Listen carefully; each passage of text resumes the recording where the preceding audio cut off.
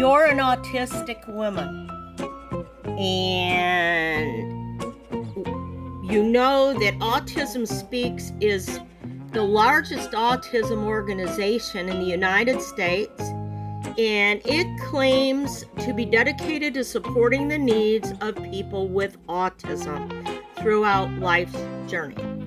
Now, you get a breast cancer diagnosis, infiltrating mammary carcinoma with ductal and lobular features. You have breast cancer. You're an adult with autism. Oh my God, what do you do? Nobody told you what to do and what to expect. Your breast cancer is staged. It's locally, regionally advanced. You search for breast cancer on AutismSpeaks website. You find nothing, absolutely nothing for an adult with autism who herself has gotten a breast cancer diagnosis. The most you get is my mom got breast cancer. Okay, well, I'm an adult with autism and I have breast cancer. Now what?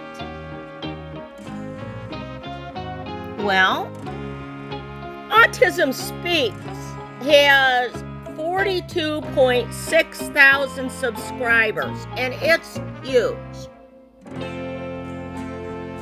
I have almost as many subscribers as AutismSpeaks, very close. I'm closing in. I've got 41.2 thousand subscribers. I have breast cancer. What do? AutismSpeaks doesn't tell me a darn thing. Yet, they say they're dedicated to supporting the needs of people with autism. Well, what about my needs as an adult with autism? I got breast cancer. That's my need. You're not supporting it. It's a big fail.